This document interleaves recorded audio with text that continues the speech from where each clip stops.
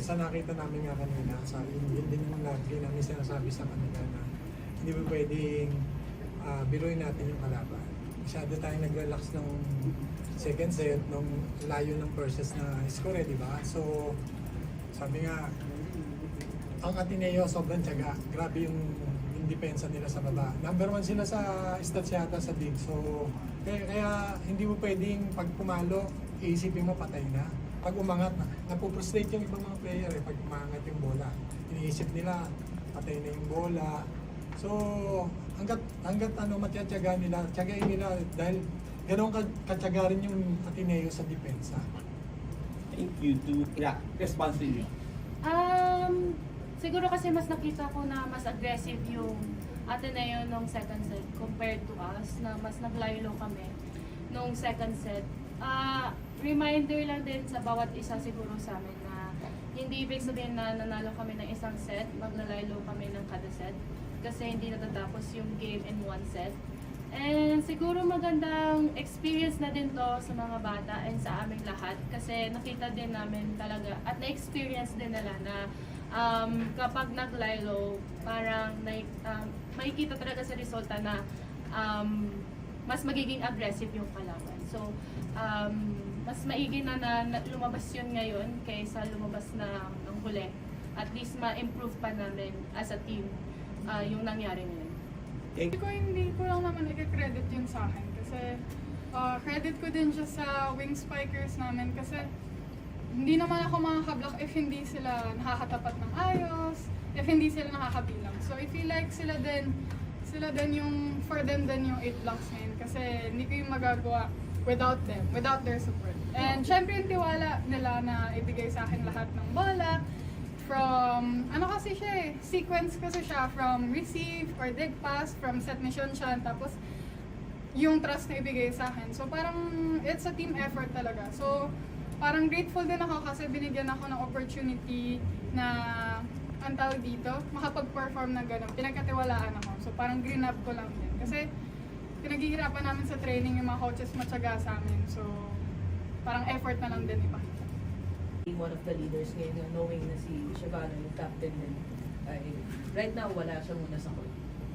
Hindi namin, actually, kami mga seniors, hindi namin tinitingnan siya as a disadvantage ng team. Kasi binuo din talaga kami ni Coach Ramil as a leader talaga, bawat isa kami.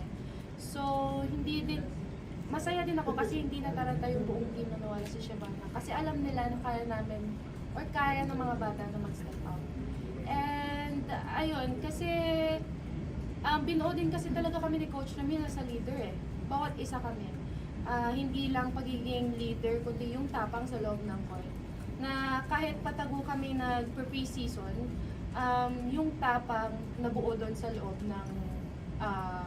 ng training camp namin. And napakita naman namin yun na tsaka nilalaman din namin yung sarili namin na kung may wala, huwag na hanapin. Kung sino lang andyan, yun lang yung meron tayo. And lalaban tayo kahit sino man na nandyan.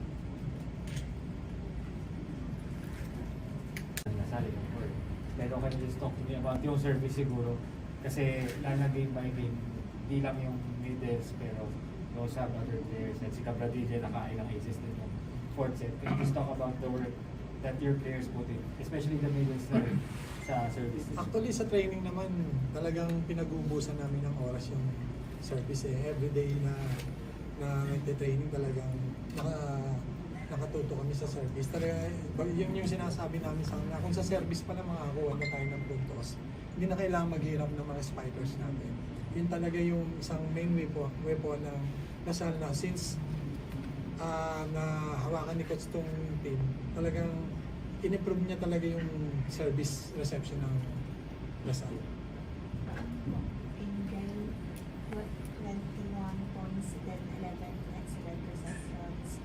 And then wala din si Shabana. Is this parang may more responsibility ba sa'yo na as a pressure since you need to perform all around? Hindi ko siya iniisip na iti-take ko lahat ng responsibility kasi madami kaming senior and then madami din mga bata na willing to step up. So, magaan din para sa akin kasi alam ko talaga when it comes to playing, hindi lang ako dapat ang maasahan. Lahat kami naaasahan sa loob. Kaya walang dagdag na pressure. Lahat naman pinaghirapan namin. So lagi namin talagang pinagkakatiwalaan lang kung anong pinagtitraining namin. Pinagkakatiwalaan kung anong ginawa namin sa training. Which is very good result naman talaga. And mapupuri mo din talaga yung mga bata kasi makikita mo na sobrang lakas ng loob nila. Angel, sabi kasi ni Coach na previous press ko na malaki yung naiambag nyo ni Amy from Alas. So what can you say about bringing that kind of leadership from your ates and now bringing them to Lasal? Especially dun sa mga players na sinasabi mo na willing lahat mag-step up. Actually kami, ang ma-apply lang talaga namin ni Amy is to tell the girls kung anong na-experience namin.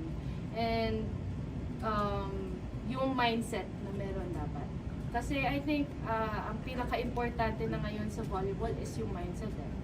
Hindi na yung basta-bastang skill lang. Kasi lahat ng teams merong skill.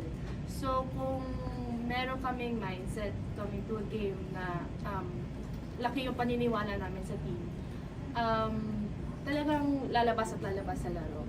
And yun din talaga yung i-imply namin ni Amy, na hindi basta-basta na kahit down kami ng isang set or kahit down kami ng score, hindi kami basta-basta magpapakita na wala na kaming kumpiyansa. Which is nakikita naman yun. And sana may natutunan yung mga bata po sa amin, galing po from Alas. Nilay, gano'n lang kalaking confidence booster sa itong best game mo so far sa season, lalo na mataas yung goal. Pero po parang it's something na mababaon ko po sa sarili ko kasi I've been looking for may mapanghahawakan since hindi nga po kami nag-pre-season. Yun yung I think biggest challenge namin. Wala kaming panghawakan na nagawa ko na ito, kaya ko na ito. So parang ito, every time na nanghihina or like I feel like hindi ko siya kayang gawin, ito yung something na panghahawakan ko. Especially actually sa training din po namin kasi sobrang hirap ng pinagdadaanan namin, yung trainings, yung ensayo namin, yung preparation namin kada game. So, ayun. Lastly to Binday, siyempre, Lasal is, yung template ng Lasal is blocking. So, what can you say na yung 8 blocks? Kasi mahirap gawin yun sa isang player. Lalo yung very competitive nature ngayon. So, what can you say? Siguro po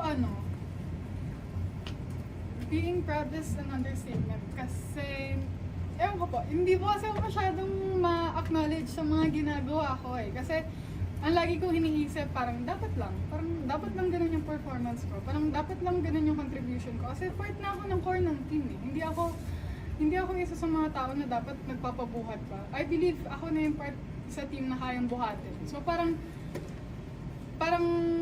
ginawa kong ganun ng mga coaches, trinain ako ng ganun ng mga ate. So parang this time around, ito na yung floor ko. Ito na yung floor ko makatulong sa kanila. Kung ano man, gano'n man kalaki yung goal namin, isa ko, I believe na makakatulong. So, ayun.